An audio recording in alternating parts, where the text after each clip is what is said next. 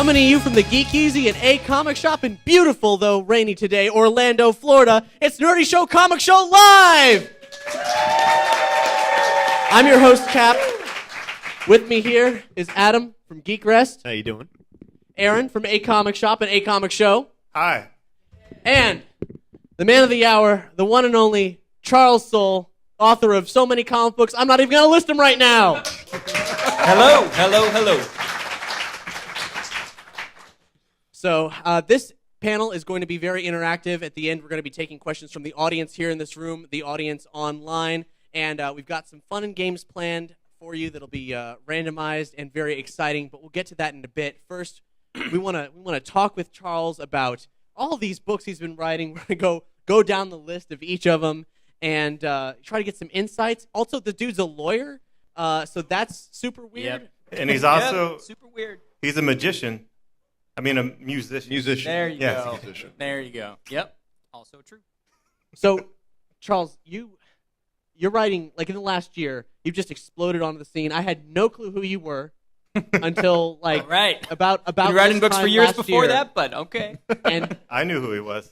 There you go, Aaron. Thank you. think of me as the general populace. I had no clue, but now okay. you're It's getting better and better.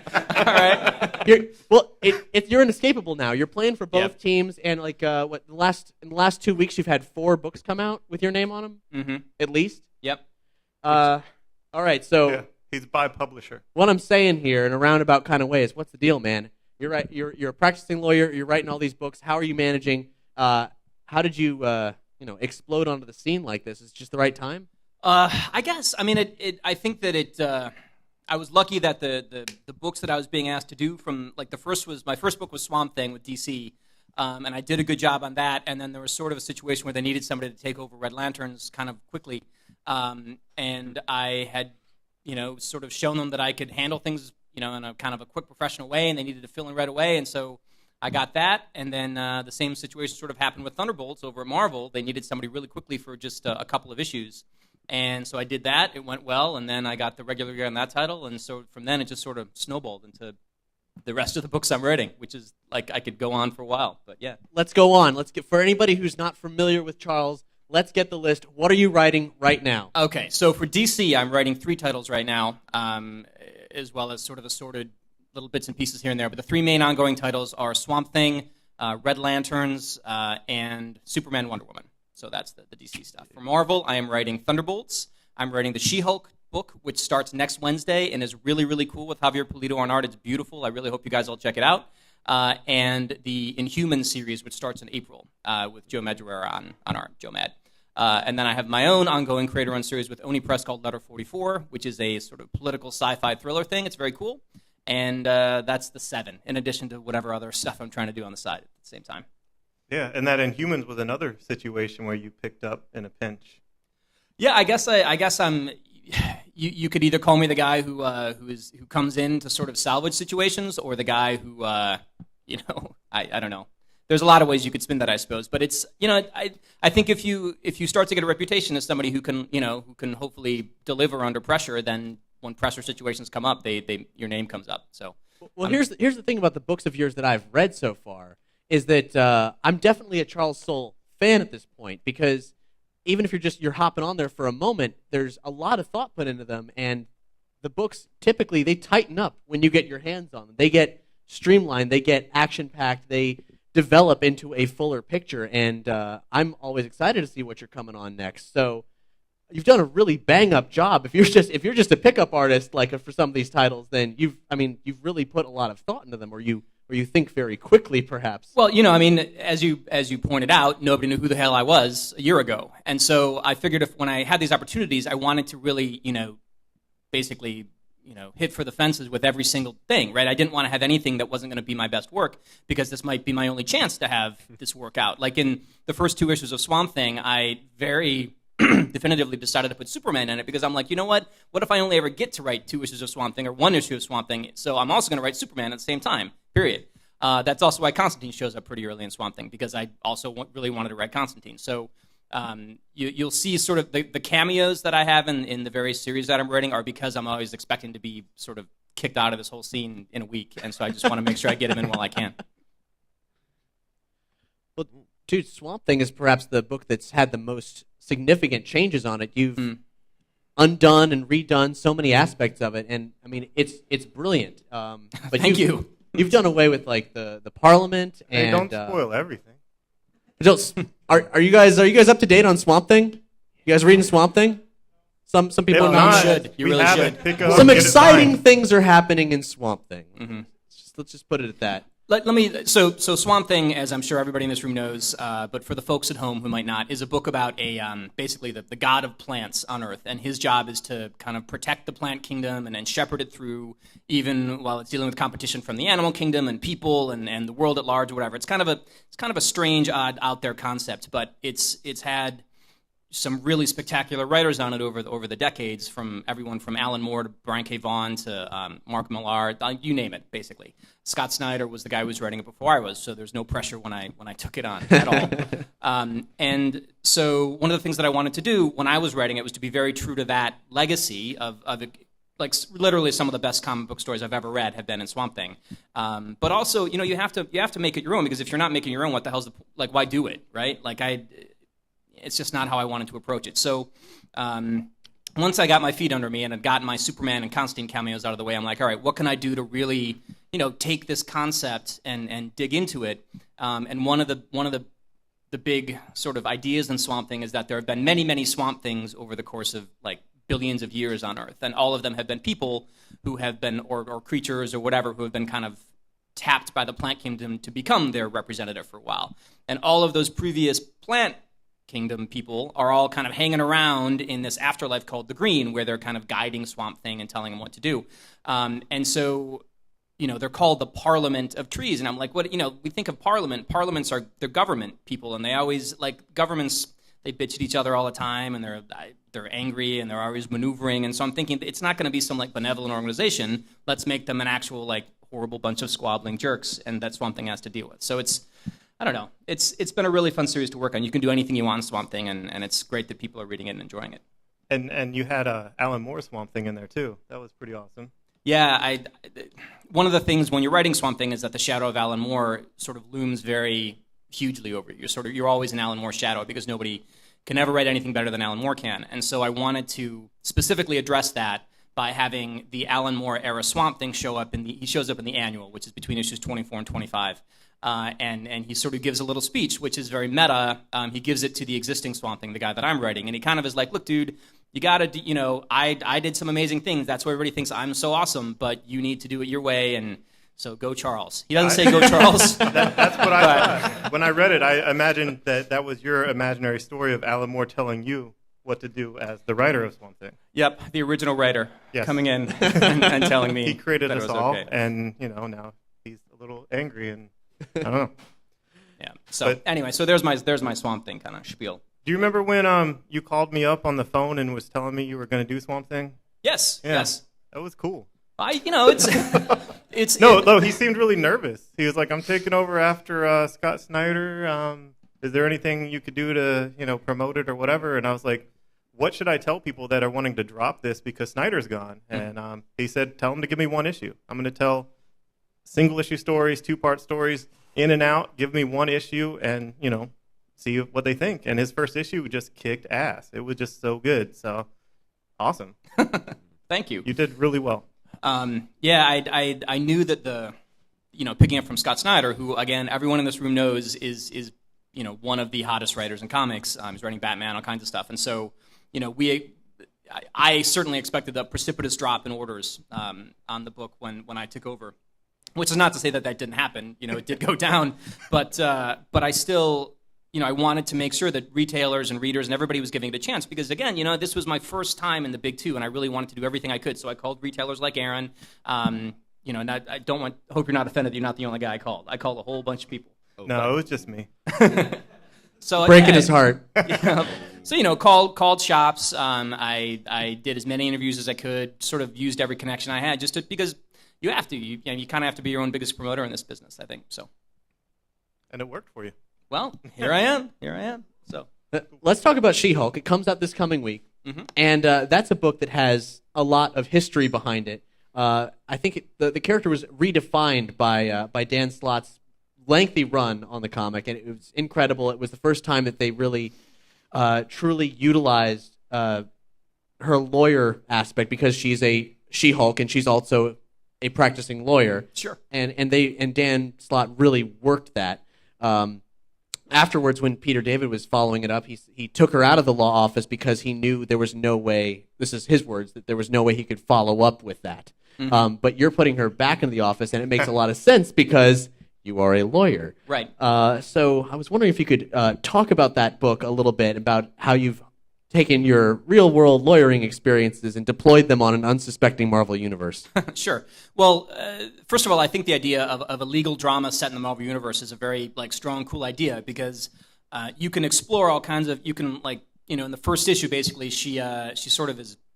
She has to sue Tony Stark, which is not really much of a spoiler. You find that out very early in the issue, but so you can do things like that, and people are. Their weaknesses are exposed, and they come up against society in a way, in a legal story, that they don't necessarily, it's not just like superhero punching. Things get resolved in a different way, but yet the things at stake are just as strong and dramatic.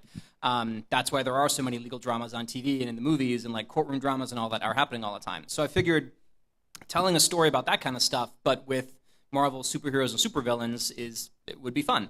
And as far as the lawyer side of it, I mean, in Dan Slott's run, she was working at essentially a big, huge New York City law firm. And in my version, she very quickly sort of is out on her own. She starts up her own practice, and that's how my practice works. I have my own very small law practice in New York City and Brooklyn. She basically works out of my building. I gave Javier Polito very, very specific reference so that she is at my address in my building.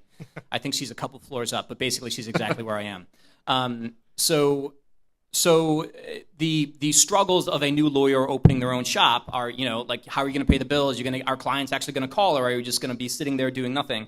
It's kind of a very scary, uncertain time, and so she's trying to build something new while retaining her superhero identity and just trying to be super cool and fun and have a great time. And the thing about She-Hulk that really attracted me to the project in the first place is that she is somebody who really likes. There's no angst in her superhero side, right? She really likes being She-Hulk. She's She-Hulk all the time. She never changes back to being ordinary old Jennifer Walters. So you have a character who's very she's embraced that side of herself, which is not always the case in superhero stories, and it's kind of refreshing and fun. So she can go out and party and have a great time and knows all these people and is just part of a fun superhero community. And it gives the book a tone that is, I think, a little refreshing and fun to read. There's a scene where she meets a character named Legal. Yes. Who works for Stark, and he has this long diatribe about all the different versions of Stark Enterprises that have existed, and it strikes me that there's a good chance that this book is going to be pretty meticulously researched if you're really going to be litigating for a universe with as much history as Marvel. I was specifically in dealing with that scene as the only example I have so far. How did you go about writing that bit of dialogue? Well, so basically, the scene that's being discussed is a bit where, as part of trying to sue Tony Stark, Jen goes and talks to his sort of in-house lawyer guy who is if you're going to sue Tony Stark, you got to know which company to sue, because there's Stark Enterprises, there's Stark Resilient, there's Stark Fujikawa, there's just endless lists of Stark companies that he's bought and sold over the years because he's been in the comics for a long time, and that's just what happens. So I that's something I know about through my law practice, so I'm I could maybe make a gag out of that, where somebody is this very dry legal guy is using all the legalese to describe Tony Stark's companies. I think it works better on the page than it does as I'm describing it here right now. It's awesome. The whole issue is great. But that is a direct example of how my legal experience. I saw a gag there that other people maybe wouldn't have seen because I'm a lawyer and I have to deal with that boring bullshit all the time. And it's fun. It's a nice mix of stuff like that, where it's what I'm trying to do are kind of make these cute little observations about how the Marvel Universe actually works. I like when you kind of lift the hood and see how things would actually work under the surface of stuff. And so she has a lot of that. There's a bit. This is a little bit of a spoiler, but she has at the end of the second issue, which is coming up pretty soon. The son of Victor Von Doom, who's Christophe Bernard, basically comes to her and wants to defect. He wants to defect from Latveria and come live in the United States and wants her to be his lawyer. So it's stuff like that, right? You can imagine certain parties might not be too thrilled about that on both sides of the Atlantic. I don't know. It's a fun book. You can do stuff like that. I recently read Strange Attractors, your original graphic novel. I really loved Wonderful. it. And we have plenty of them out there. Such you can a get them good book. signed. It's awesome. Yeah, thanks. I'm really, really proud of that book. You should be. It's quite a complex idea and very well executed. I mean, you had a whole team of artists working on it. Yeah, it was. So Strange Attractors is a book about, more or less, about two mathematicians. Everybody's hooked already. Ooh, mathematicians. They live in New York City, and they're able to turn the whole city into a big machine, basically using complexity theory. So, like, they'll break a stoplight at one intersection, which will change the traffic patterns, which will have a ripple effect across the city, and they'll be able, because they're so brilliant, they can engineer things like that to make the city do whatever they want.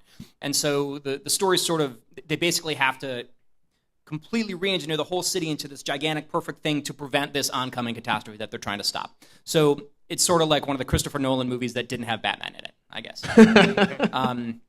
And it, I'm a New Yorker, which I'm sure you guys hate because you're from Florida. But New York. all right, We got Jersey down New here. York, that's right good. here. A little something. Yeah. Adam's from New York. New York. Oh, fantastic. Born and raised Manhattan. Awesome. There you Okay. go. You should read that book too.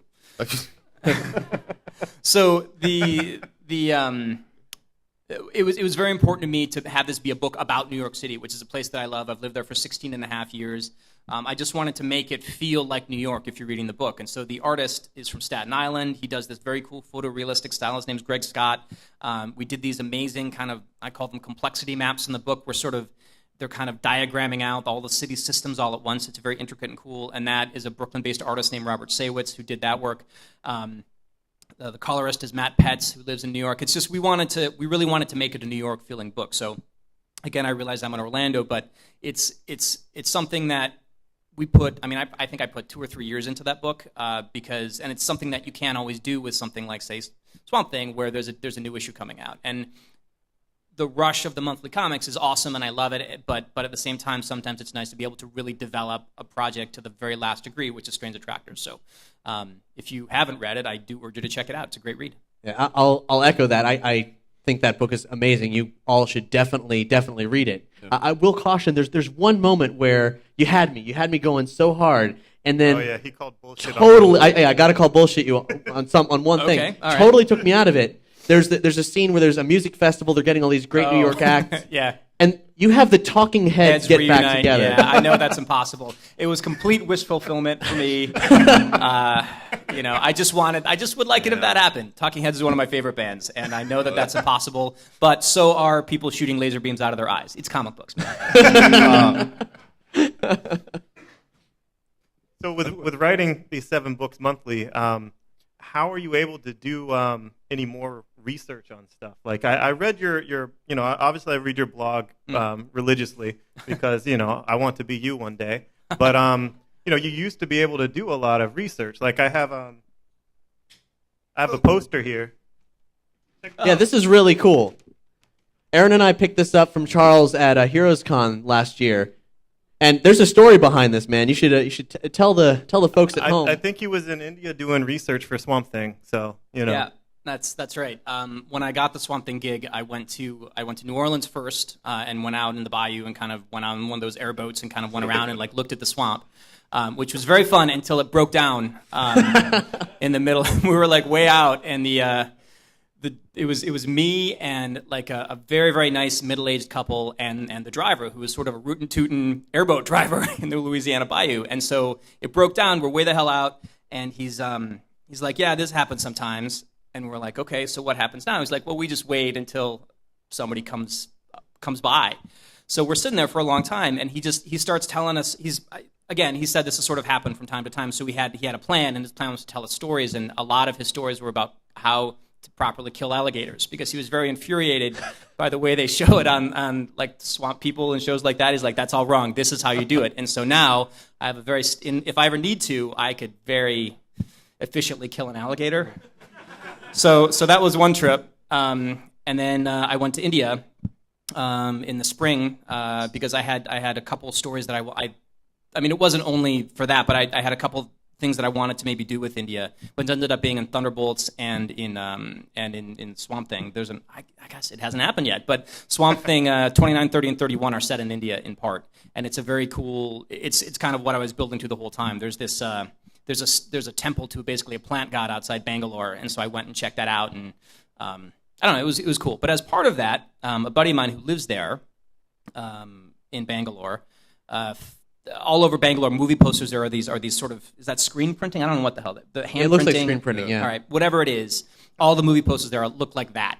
And my buddy, who is an American guy who's kind of very into weird stuff all over the world, tracked down the guy who does all those for the whole city, and it's one like ancient guy with this hand cranked like torture device that he uses to print these posters, and he brought them to the design and ordered me up a batch of like a ton of them actually I probably, since you guys paid for it, right? You actually paid me money for it. Yeah. I shouldn't tell you how much it cost to get the batch, but I'm going to. I guess I already have your money. It was $100 for $8, so there's some real profit margin there. There you go. Wow. Yeah. So I think I paid $10 for it. yeah, I think you did. That's my standard price. Anyway, so yeah, so I really like going in depth into projects when I can. It's always a fun excuse because you can deduct the trip, right? It's a tax deduction if you can. That's the lawyer side again. Sorry, I'll try and keep it limited. But you can go out and see cool places and do cool things, like this, like today. I also had another follow-up question on that. So you're writing 7 books a month, and somehow you do research, and you said how you do it and how you don't have time to get wasted anymore and all that. Like, it was kind of a little slight, that a lot of creative people are like, how do you do all this? And he's like, well, I just don't get wasted like you losers. I mean, he didn't, I'm paraphrasing. But the like you losers part was not, that was entirely, that was not in the... I picked up subtext that might not have been there. But anyway, how are you not fat? Like, when do you have time to exercise? I run a lot. I'm like, it's my obsessive compulsive thing that I do is I run all the time. So I guess ideas while you run. Yeah. Everyone walks in New York. Well, yeah, that too. Everyone That's too. walks. Yeah, there's Everywhere. I don't have a car, so you're walking all over the place, which is fantastic in the polar vortex. When the polar vortex comes along, you're like, thank God I don't have a car. Who wants that? So yeah, run a lot. Try to eat healthy, drink water. What can I say? Yeah, I was in New York. It sucked because it was so cold, and like you have to wear gloves, and then the gloves, your phone doesn't work with the gloves on, so you have to take the glove off to use your phone, and then your hand freezes. Well, you're the moron who bought the gloves without conductive thread, man. That's the only way they sell them anymore, practically. Oh. That's an excellent point. I got a question. Do you feel you have like a leg up being, as a lawyer, you're in a detail-oriented profession. Like doing all your research for these books with strange attractors especially. Do you feel you have a leg up coming from like this background of law? Well, a leg up on who? Other writers or? Just, I don't know, and like the way you approach your research. I would say, first of all, I'm not. I think every writer, every artist, every creative person brings their own experience to what they do, right. And so I'm not necessarily better or worse at anything than anybody else. I'm just me. And as far as being detail oriented, being able to bear down, and like I do think one thing that in particular has been helpful is that when I was before I started my own shop or opened my own business as an attorney. I worked at one of the big New York City law firms, and there were many times where it was just like, all right, dude, you're in at 9, and you do not know when you're going to leave. You might leave at 8 at night, you might leave at 3 in the morning, you might not leave at all, and it's sort of like you need to just sit there, and there's no like screwing around. Like this is done when it's done, and so that ability to focus and still be.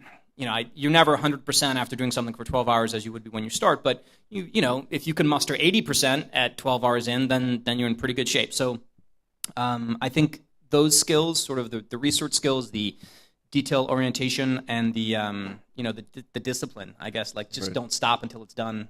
Those are things that I think have all been very helpful, particularly now with the workload. Aaron, you got anything cool?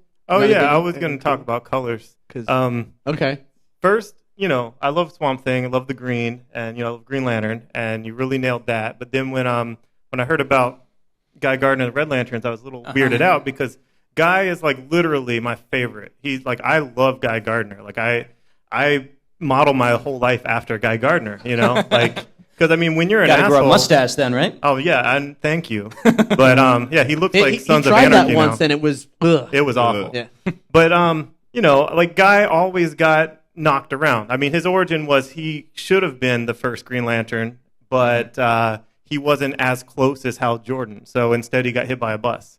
And then when he did get, you know, he had brain damage. And then when he did get the ring, then he lost it, and he had to get a Sinestro ring off Sinestro's dead body at one point. And then he had no ring because of some edict when Hal went insane, and Kyle was the only one that could have a ring. So he had like a Mighty Morphin type of weird Image Comics It was kind the of. Voltarian, right? Yes, it was horrible. It really blew. I He still looks love bad. Guy, but that was horrible. And then Jeff Johns brings him back as a Green Lantern again, and it's been amazing. And then Charles Soule gets his hands on him. He's like, I'm going to make him a Red Lantern. Uh-huh. Like, I understand that was his marching orders, but I was super nervous about that. Because, like, why does he keep getting, you know, knocked around so much? And I understand that's, like, intrinsic to his character, but, you know, I was still pissed off.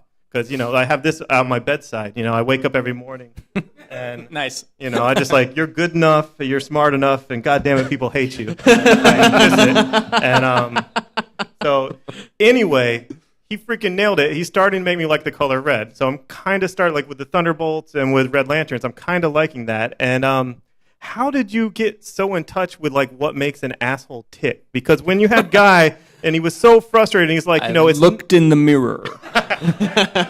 like, do you really feel that way? That it's not so much like how you're wrong, but how you feel like you deserve it, or how you feel like, you know, that just Guy was just, that's like some of the best Guy Gardner has ever been written, you know? Like, Thank you very Jeff much. Johns does the fan pandering, and I love Jeff Johns. I love Jeff Johns. You guys know it. But he seemed to always do exactly what I wanted. Like, I could predict what was going to happen in the books because it's what I absolutely wanted the most ever, and then he did it. And with Your you, success rate on that was pretty through the roof, I gotta say. it was insane. But with you, it's like I don't know what's going to happen, and sometimes I start not liking it, and then I end up liking it because I've never seen Guy Gardner written so well, so in character. So, I mean, I guess my question was, are you an asshole?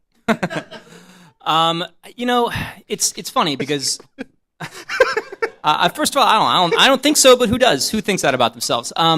I don't know. I've always really liked Guy Gardner. I don't have his picture next to my bed, but I think he's awesome. I like underdogs. I like anti-heroes. I like people who are who don't solve problems by like riding it on a white horse and like, you know, that kind of thing. Which is not what Guy Gardner does. Like he finds a scrappy way to triumph, and sometimes he doesn't really triumph at all, and yet he still just sort of keeps going, and I like that stick-to-itiveness. Plus, he has had some of the stupidest hairdos in all of comics. I mean, I can't think of anybody who's had worse than that. I don't know. I mean, long shot, but Yeah. I like them too. So why is the right hairdo for him to look like a deadbeat dad? Oh, he doesn't look like a deadbeat dad. He looks awesome. I don't know if you guys have seen what. I wish we had a picture of it. But Guy Gardner changed his look at my specific direction.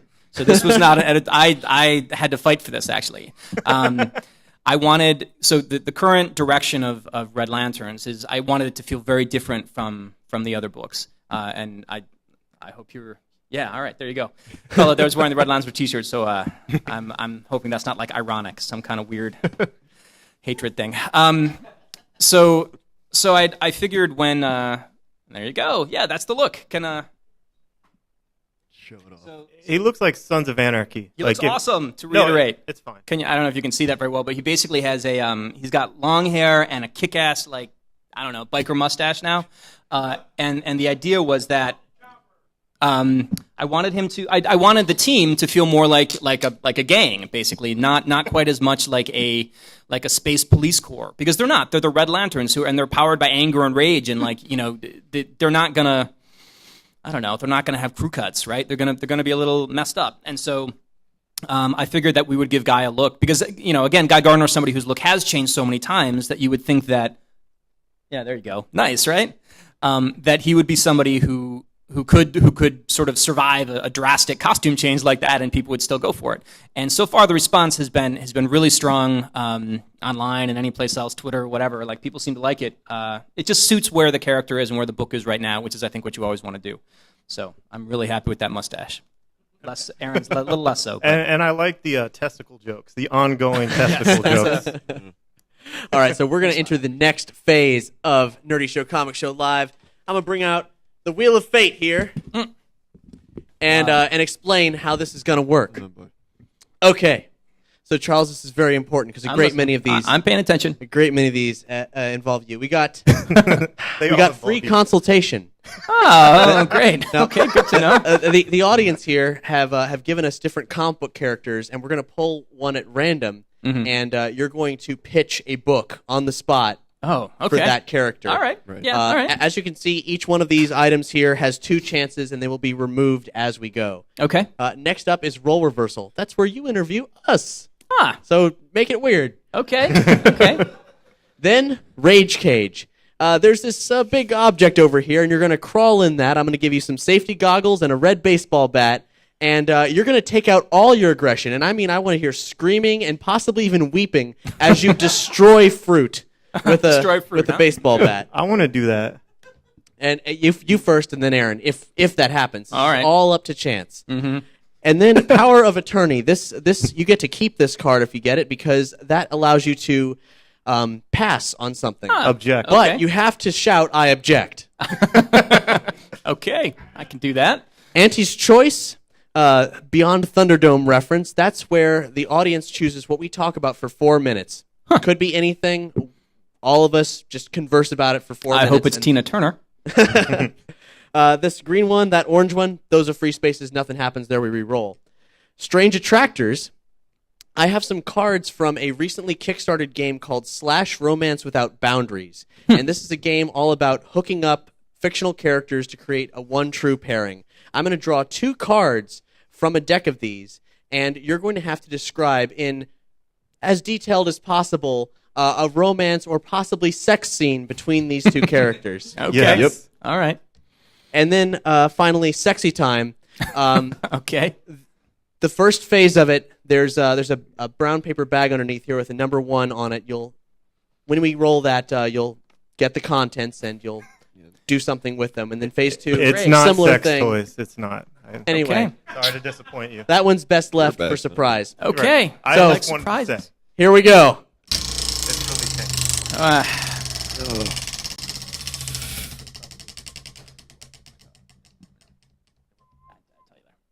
Roll reversal. 1 to okay. 2 questions for us guys. Sure. Let's see. Why did you choose that color of hair for that, shock in the front? Could have chosen any color, and you chose that one. That's true. Well, I wanted to do green, and my hairdresser found me a peacock green, which it definitely was at first, but it faded quickly to just a blue. I want to see your peacock. Would you like to see my peacock right now? Yeah. So now I've got too much blue going on. Next time it'll be green. Okay. All right. I'll remember that. So there's one question. Let's see. Next question. Are you going to keep this going with other super cool guests coming down? Because it seems like it'd be a good idea. Absolutely. Who's next, Aaron? Ellis Cott and Trad Moore is next, and then after that, Who are they, Aaron? Ellis Cott. I know who they are. Oh, he's awesome. He does. He's going to be doing Secret Avengers. He's doing something else for Marvel, and he does Zero, which is one of my favorite books by Image, and he's going to be in right when the Volume 1's out for $10. And Trad Moore drew me once being killed on a cover of Luther Strode, and he's also going to be doing that crazy Fast and Furious Ghost Rider. So good stuff.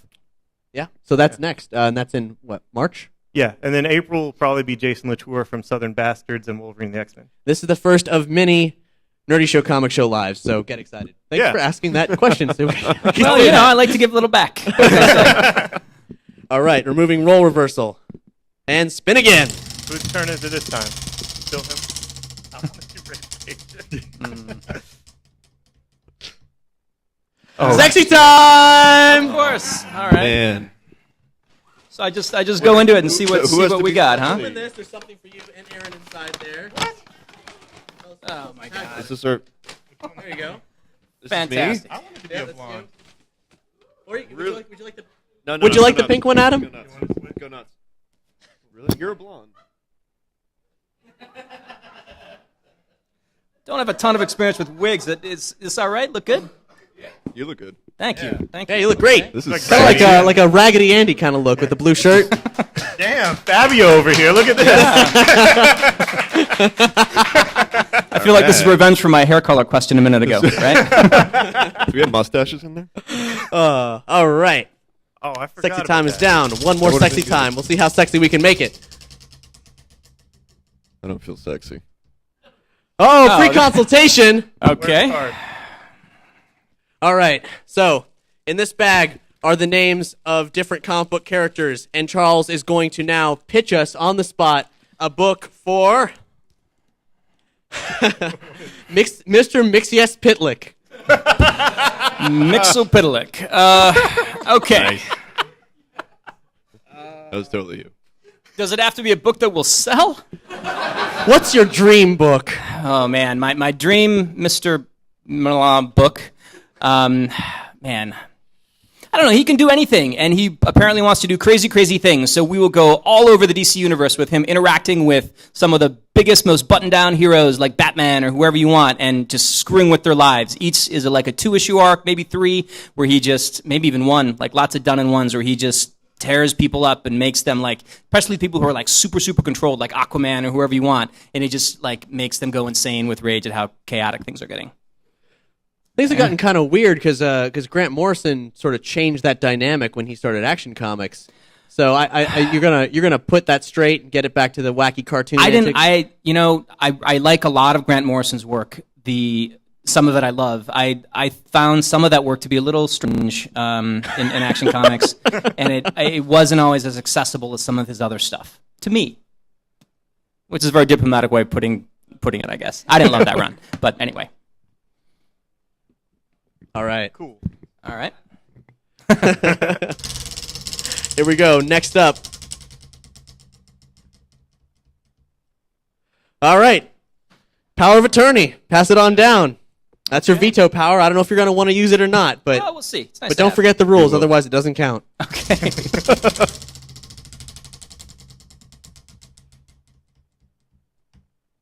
Oh There no. it Rage is. Cage! All right. Rage Cage. All right, So, here's so what's now up. I can use this and send Aaron in, right? Yeah. Yeah, you can You do have to that. say it, though. We have to use Oh, it properly. I object. Oh. I'll send Can I rage send cage Aaron for in. real? Can I? Yeah, you can All Rage right. Cage for real. Can I Yeah. take this? All right, wig but off here's too? a little addendum to the Rage Cage. Just a sec.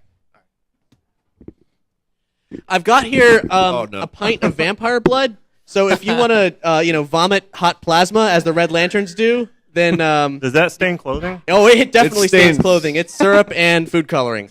There you go. Well, actually, it's probably something well Like beyond any food coloring. excuse to take Look at his that. shirt off. Look at that. Do this. Any excuse. All right. So, but don't chug it out here. Chug it in there. Yeah, but, get away from me. Oh yeah, I gotta use the bat. Fruit. Let's do this. Rage hard, man. This,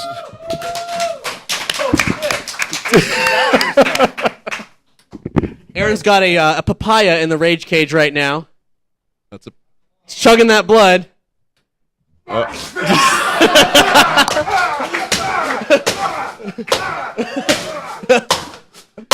See, Oh shit, he's not stopping. that's.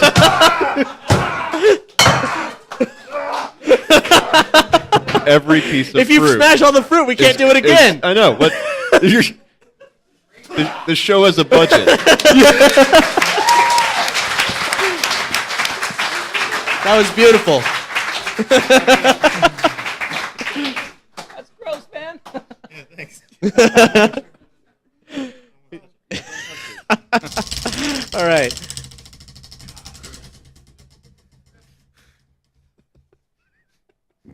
Spin again? It's close to going back to the Rage Cage. Adam, are you prepared for the Rage Cage if it comes down Is to there you? a melon left? There's a there's one. melon left. Aaron, I left one. we've It was depleted hard. our supply here. Oh man. Thank good. These wigs are also very hot, and I don't necessarily mean in the I'm sure they are in the sexy way too, but they're warm.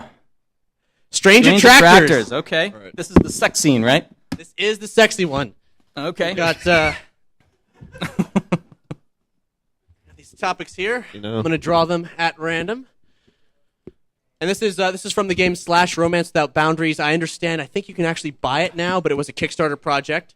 First up, Gandalf the Grey, Okay, promising. And She-Hulk. Seriously. It really is She-Hulk. Okay, well, I don't know if I don't know how well I can tell a She-Hulk story. Unfortunately, let me think. Gandalf the Grey and She-Hulk. So this is some romance between them, right? Correct. Okay, romance between Gandalf. Or perhaps a one-night stand. Yep. She did have sex with Juggernaut. She did have sex with Juggernaut once, actually, but then Slott wrote it because he didn't write that bit. He changed it around so that was a She-Hulk from another universe, because there was this whole thing where it's an explanation Slott created for any time a character's doing something out of character. It's probably due to this interdimensional vacation system that's in place. All right, I got it. It's short though. Basically, Jen's at a bar. Jen likes to drink. Jen Walter, She-Hulk. She's kind of a drinker. Gandalf shows up, and he's all like old dude. He's like, "Do you wanna go see my staff?" And and Jen, she's open to new things. She's like, "Yeah, let's go." So they go back to I guess it'd be either Gandalf's cave or wherever the hell he lives, or Jen's apartment. They probably go back to Jen's apartment, and they have a wonderful night. Gandalf the Grey and Jen, and Jen sort of gets a little rough and crazy because she's She-Hulk. She gets very excited, and then in the morning they wake up and he is Gandalf the White because he had such a big night that he has become Gandalf the White. And there you go. So you're saying Jen's definitely okay with hooking up with a dude as old as Gandalf? If he has a staff that big, yeah. All right. Yeah. All right. Didn't know she was down with the the G-MILFs. The nice thing is, too, is I get to define She-Hulk canon now. So I guess that's now She-Hulk canon.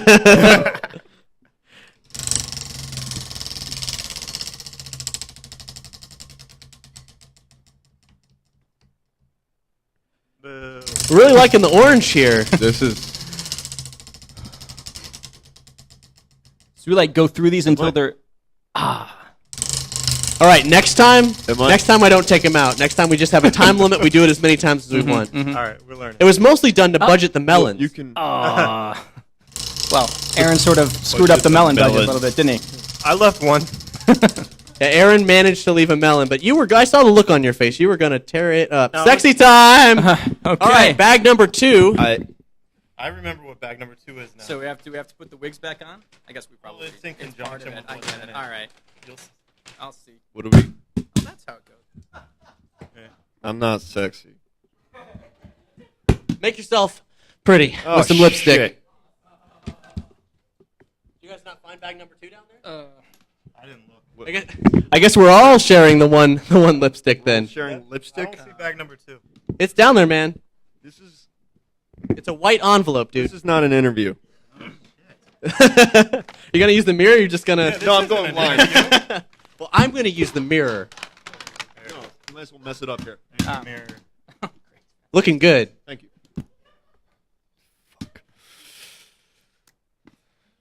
This is unexpected. I flew from New York for this. I was about to say, this was worth. You could have done this in New York. This was worth every. People do. This is just a regular Saturday night for you. Worth every bump of turbulence.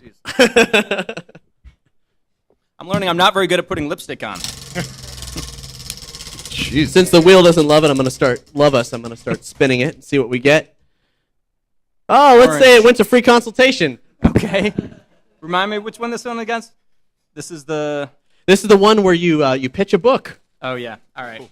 And I'll say that Aaron and Adam, if you guys want to jump in here, okay. Jason Blood / Etrigan.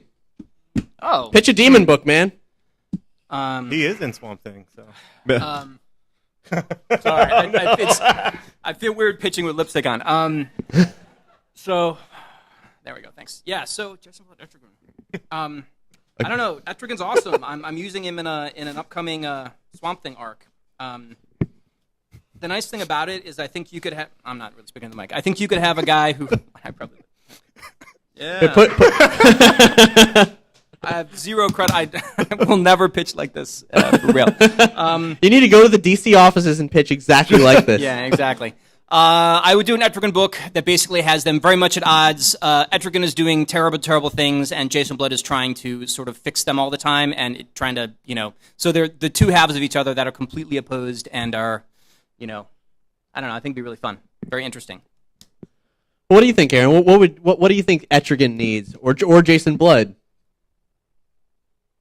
I don't know. They just need to be in a modern setting. Like put them in New York, I just don't want to see him in Gotham screwing around there. I don't want to see him in Opal. I don't want to see him in Back in Time. I just want to see Etrigan, Jason Blood in a very modern setting. Like that's what I really want. So, but anyway, speaking of what I want, okay, I'm okay with this this mustache now. If you could do one thing for me. What's that? At some point, I want Guy to say, "Who wants a red mustache ride?" I'm lucky I got the testicle jokes through. I don't know if I'll be able to do that one. We'll see. Not the Supergirl because she's underage, but someone else. We'll see. We'll see. I'll keep it in mind. All right. Keep it in mind. Thank you. I can't take my eyes off of you. Oh, no. If you guys want to make out, that's allowed. No. After all, I got to account for this, poor planning on my part with this wheel. Come on, do it, chicken. No, Play they're gay sharing chicken, man. lipstick, and then Power they're of attorney, sharing hey. lipstick. Power of attorney. So you got one more chance to veto something. There's not much left to veto. Well, let's just do something. Yeah, let's just do something. Let's just do something. So Cheat. Wheel The of one Fame. that's Cheat. closest to the. Cheat. Dude, let's To the- stop it at Auntie's Choice. We haven't done that yet. What is That's Auntie's true. choice? wow. Oh, Auntie's Amazing. Choice. How funny. All right, this is the topic you guys have chosen. For the next 4 minutes, we're going to talk about... I don't like that. What was it? It was crying about at crying. comics. I don't know what that means. Our number of sexual conquests. Yeah. And we're only going to say numbers. That's not 6. compelling. All right, Cap, you started out. Wait, what do we have to Yeah, do you're- here? No, we have to... Number of sexual conquests. Okay, so let's see. Full penetration? Is that what we're talking about? No, I mean, Finger banging? just tell us a story. We got 4 minutes. Paint us a picture. Okay. You got lipstick on your teeth. Oh man, bummer. Well, this is mostly directed at Charles Soule, but you've redirected it at me, and he can only do that with an objection. So I don't know. Yeah, I object. I'd like to hear. Go ahead. Whatever story you got. All right, sexual conquests. One time. Now, okay. Here's the thing. Water sports is okay.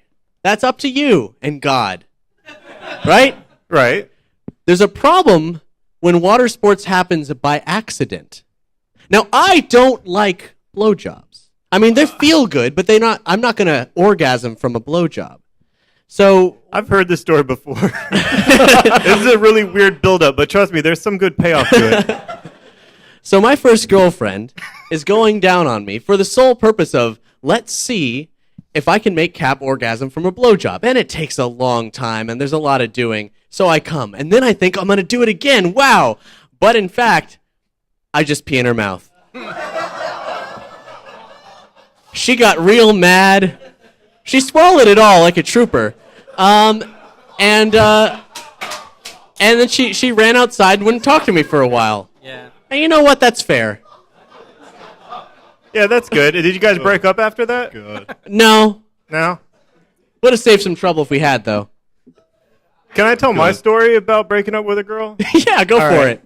So there was this girl I was dating. She was really, really terrible. Okay, I'm sure I was terrible too, but she was so bad.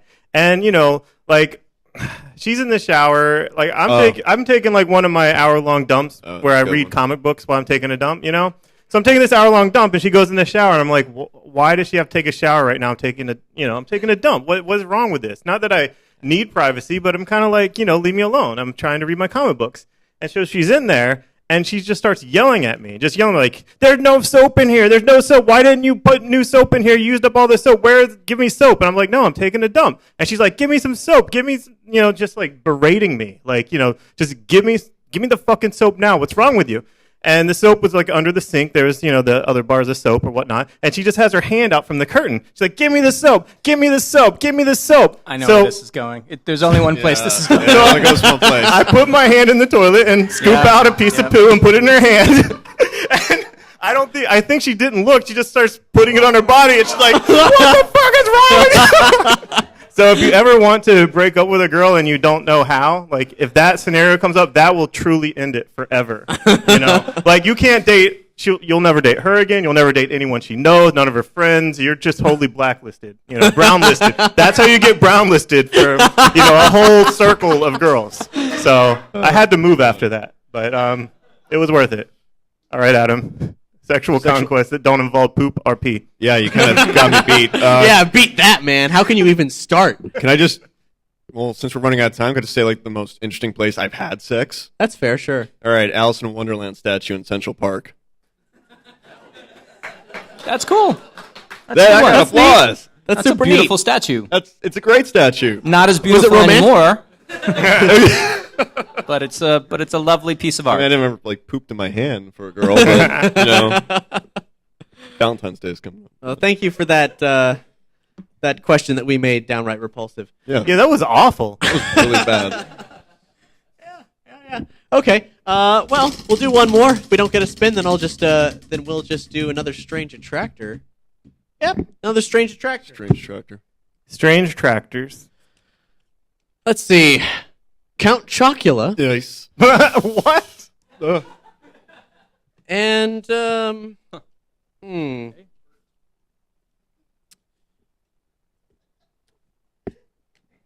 Krang. None of you guys want to take this one, by any chance? All right. So, if it's Krang, then that means we're talking about the 1989 cartoon continuity, which Count Chocula, frankly, fits right in with. So everybody knows Krang. Krang's the megalomaniacal brain from Dimension X in the 89 Ninja Turtles cartoon. We don't know much about him. Maybe they had a relationship with him at one point. So let's say that Krang and his species, which I don't think they were called Utroms in that show, they don't really procreate the same way that we do. I'm going to borrow something from a comic book and say that he can actually inhabit someone's body by fusing around his head. He's quite malleable.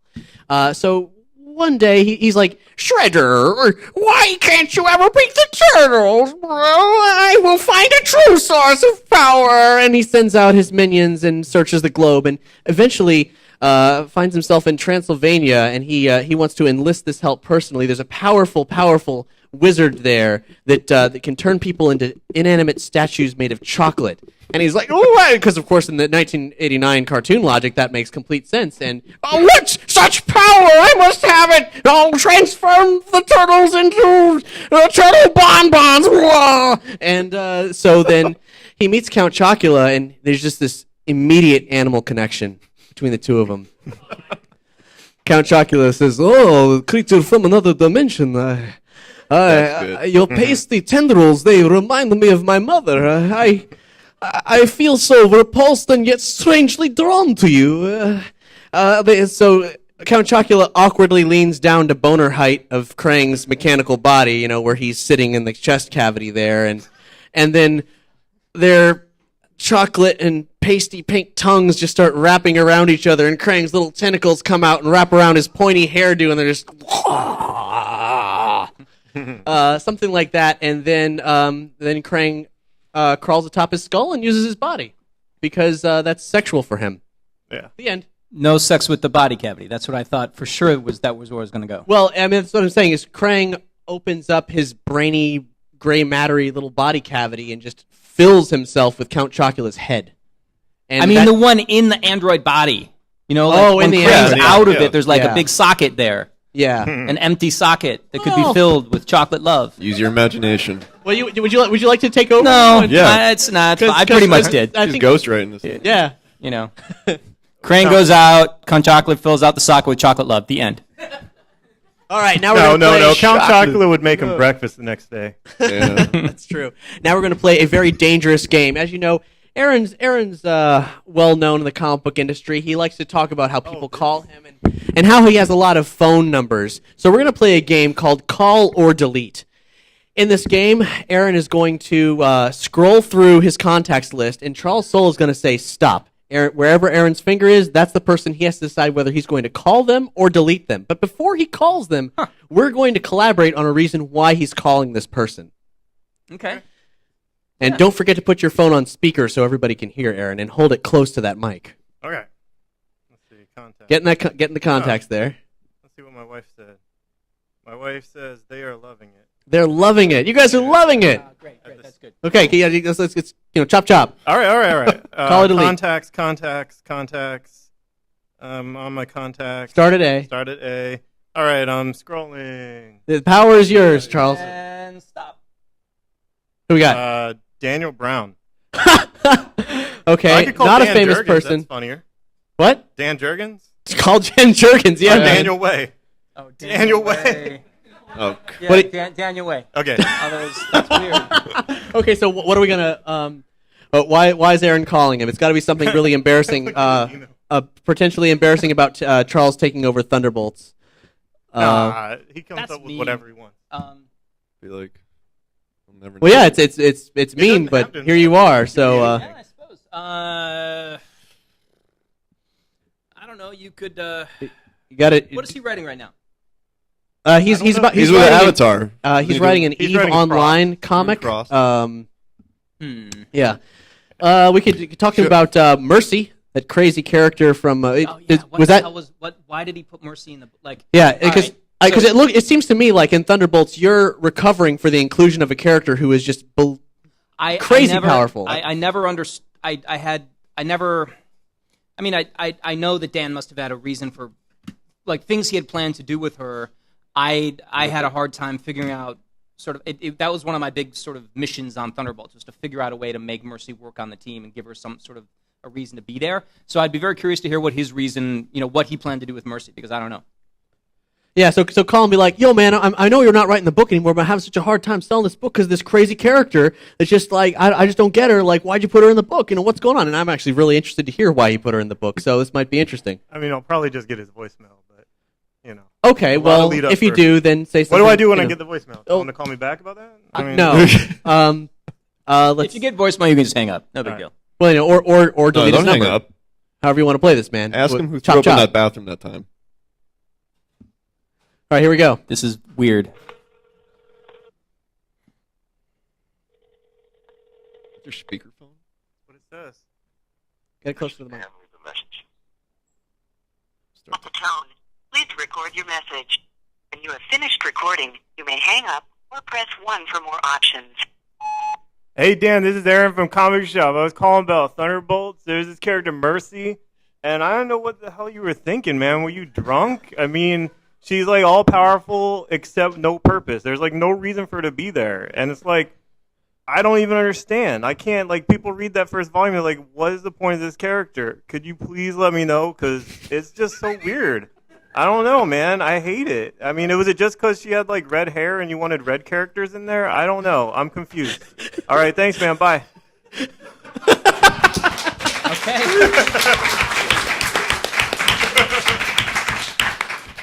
All right. Okay. That was call or delete. So now we're going to take you guys' questions. We'll see if we can keep doing that, and maybe someone will pick up sometime. So anybody here in the audience have questions? Raise your hands. Okay, we got some. And also out in the chat room, we're taking questions from you guys in the chat room. So just let our guy in the chat know, Trench, and he will relay to us. And Trench, wave your hand around so I can see when that happens. Okay, so cool. We're going to take that guy right there. Our assistant, Dan, will come out and get your question. And the question should be for Charles Soule. Yeah. Not for us. Hey, Whatever you want to do. My name is Brian Gillespie, and I'm a fan of DC, but I've been reading Vibe, and I found out that today that they canceled Vibe after episode issue 10. Okay. So I'm wondering if you know anything since you work for DC. They actually wanted him to write it, and he said no, so they canceled it. That is inaccurate. I don't know anything about Vibe's cancellation. I'm sorry that the book's not around for if you're enjoying it, but I'm sure Vibe will keep showing up in other cool places. Like he's on the Flash TV show, I think. Yeah, for one thing. he's coming to that, so I'm kind of happy about that because the Flash is my favorite character when I was growing up. I bought the first DVD box set of that show. Sure. So since the show's coming out, so I'm kind of happy about that. Yeah, he disappears one place, shows up someplace else. Yeah, and after all, he's on Justice League of America, so he's not going anywhere. Next question, please. Down here in front, we got Mr. Jersey. Curly mustache from Jersey. Hello, my name is Robert. Hi, Robert. Hello. I was just curious, as a writer and an artist, do you feel more comfortable working for the big two or self-publishing or working for like an independent? They're very different experiences. Working for the big two is nice because, frankly, you have the work of everyone who's gone before you to build an audience. So you're working with like guys like this who have a character I'm writing next to his bed every night, right? So there are super fans that you can, and so some of the heavy lifting is already done. But when I'm making my own books, like Stranger Tactors or Letter 44, like there's this, I don't have to worry about anybody's opinions other than my own, which is very cool too. So they're both awesome, just different sides of the same coin. Thank you. Keep kicking ass. I will try. Now, we really should shout out to Letter 44. It's an incredible comic. It's 3 issues in right now, so you can still jump in. And it's about the premise of like, okay, so the Obama presidency, he's recovering from the Bush presidency. It's basically apologizing You know what? I for can Bush. probably I can do You it. could probably pitch Okay, do it it, pretty do it. well. Yeah, that's So rude. you have a president who comes into office. He is, when a president hits office, he gets that letter on his desk, right, on the Oval Office desk from the previous president saying, hey, man, here's your tips and tricks for being president. Good luck. So he gets the letter. It says, welcome to the office. This is a very tough job. It's going to be particularly tough for you because we discovered aliens in the asteroid belt 7 years ago and didn't tell anyone. So have fun with that. P.S. We sent up a mission 3 years ago to see what's actually there in the asteroid belt. They're all getting close. Take care of them. They're all American heroes. So the story takes place on 2 tracks. One is the president on Earth dealing with all kind of the fallout of this discovery, and the second track is these astronauts getting closer and closer to finding what's there in their sort of thrown together spaceship that's kind of falling apart as they go. So it's kind of like West Wing meets Alien or West Wing meets 2001. And it also answers those burning questions of like, why did Bush attack Iraq when there was no weapons of mass destruction? And also, why did Obama not cut the military budget so much in the wars like he said he would? Yep. Because aliens. Yeah, pretty much. I mean, the idea is that the Bush analog decided to start all those wars so that he would have as many combat veterans as he could when the aliens came down. And Obama can't shut things down because, they're going to show up, and so he sort of needs them around. So it's the series weaves through actual history with these 2 different presidents, trying to sort of it's really a series about how much of a pain in the ass it is to be president, like how you can't do what you think you're going to do when you come into office. So it's I don't know. I love Letter 44, and I hope you guys will check it. Certainly, they all get the issue today, right? Yes. Yeah, we opened everybody up once, here absolutely. at this event gets issue 1 for free. So there How you go. about that? Yeah. So if you're booking a trip to Orlando, you may want to schedule it around an event. Beautiful at a second comic print shop. cover by Javier Polito too. Yeah. That's gorgeous stuff. Do we have any questions from the chat? We do. All right. What do you got for us? Microphone. Oh, sorry. I thought we had 2 mics out there. All right. So in a moment, we'll hear a question from the chat. All right. What is your honest opinion of what has happened to you here today at Nerdy Show Comic Show Live? It's had its ups and downs. It was full of surprises, but it was great. I'm really happy to be here. This has been fun. What can I say? It's a good time. Thank you for that candid answer. Yep. You All get right. very good at those. Give us another one from the chat. This person loves your Swamp Thing. They want to know how long they can expect you to be on the book. I expect to be on Swamp Thing until the book ends, or I am fired. I have no intention to leave Swamp Thing at all. That's great. All right. Which of your books do you find the most fun to write? They're all fun for different reasons. Like right now, Inhuman and Swamp Thing are sort of the Swamp Thing. Sorry, Inhuman and She-Hulk are kind of like the new kids on the block. So I'm having fun because I'm building new worlds there. But I just wrote a Red Lantern script yesterday that I had an absolute blast with. So and that was one of the first big 2 books I started. So they're all great. Otherwise, I wouldn't be writing them. Which book do people need to read that isn't yours? Oh man, there's so many good books that people maybe aren't reading. I thought the Auteur was really cool. It's a new Oni Press book that just came out, I think, this week. That's a lot of fun. Oh man, Walking Dead is good, I hear. People should maybe check that out. They're not. Yeah, that needs more readers. Yeah, It's absolutely. Really Need some help. Need some help. I don't know, man. There's so many cool books. I think the Lantern books are great right now. Like the whole team, we all kind of really dig each other, and so that's really working on all cylinders. I don't know. There's a million. I could talk for a long time about that probably. All right, anybody in person here? Yeah. But raise your hands again. I read in the introduction of Strange Attractors that you lived in Europe and Asia. I was wondering where you lived and how those experiences affect your writing. Right. I've traveled a lot. I never actually lived in Europe, but I did live in Asia. I lived in Hong Kong, Manila, and Singapore for a long time. And those were incredibly. I was a teenager, so they were incredibly formative years for me. And I think that they gave my work. It's hard to say. It's hard to sort of break yourself apart and kind of see where everything fits. But I think they certainly gave me a kind of a global outlook. Like I look at the whole world when I think about settings and how pieces fit together and things like that. So expanded my. I grew up in Michigan, so it expanded my worldview like dramatically, which was great. Next up. Hurry. What's wrong with that guy? Hi. First off, I just want to thank you for all the hard work you're putting into everything and all the books that you write. Thank you. My pleasure.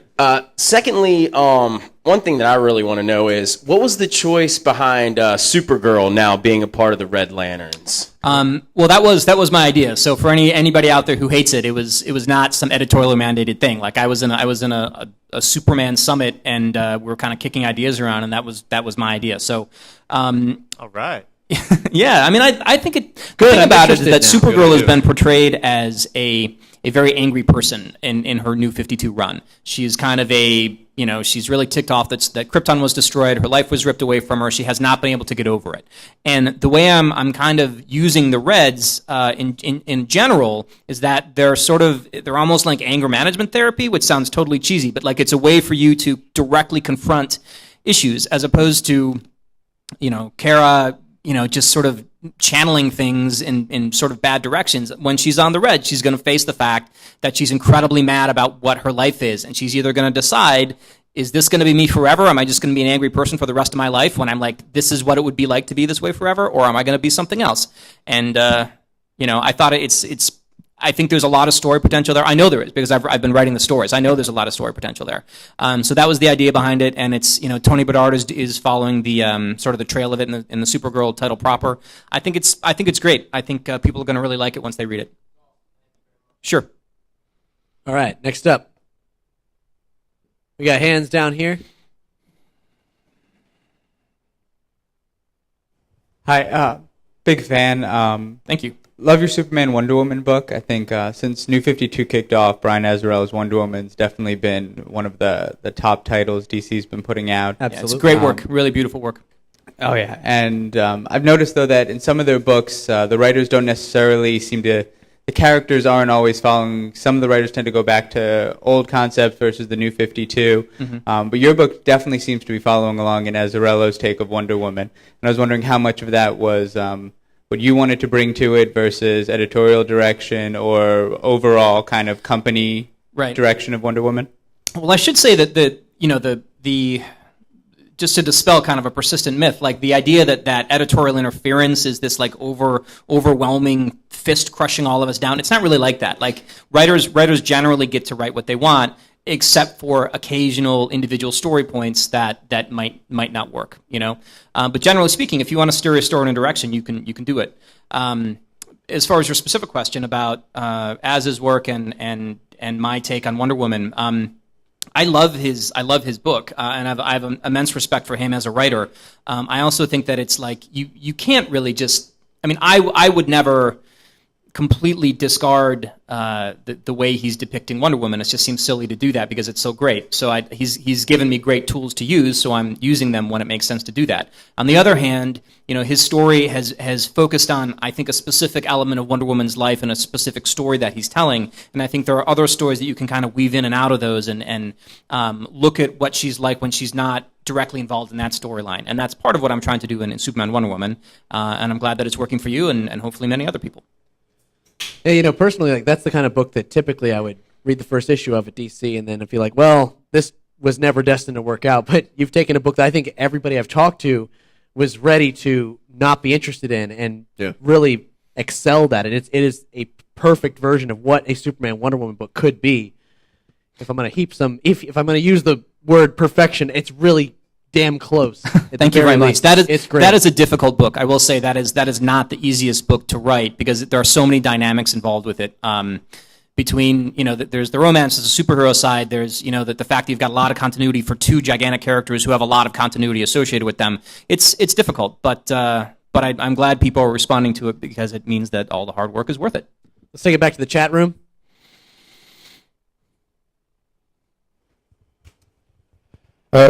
Can we expect Superman, Wonder Woman to tie into more with Forever Evil? Yes, that will sort of start in a way. I mean, the storyline that we've been seeing so far has been set before Forever Evil, which I think people kind of have figured out by now. And that there will be a point where the timelines will sort of sync up, which will be happening sort of soon. You'll know it when you see it, basically. If you could join any Lantern Corps, which one would you join? This question has come up before. I really like writing the Reds. I don't know if I would want to be one. Because I'm, I don't know. I guess I'm. It's kind of a big life choice. It is a big life choice. There's no going back. I don't know. I think blue maybe. I'm a pretty optimistic, hopeful guy. And I like the idea of spreading that in the universe. All right. Anybody else in the room? We got lots of hands. Pick a man's. They're all up or front. ladies. Yeah. Hey, of all the colors, like, what would you say is your least favorite of like all the cores and everything? Like Of the core? Yeah. I'll say black because that's an easy, safe answer that none of my friends are writing. How about that? Would you ever write for it? Pardon me? If like you were mandated to write for it, like you just had to do one, would you write it? Again, there's no mandating. Like no one's gonna like. I would if there was like Charles, you have to write the Black Lantern book. I could say no, I'm not going to write the Black Lantern book. And no, it's not like I'm so awesome. No writer has to write a book that they everyone gets a choice about the books they want to write. Cool, thanks. But yeah, there you go. All right, hands.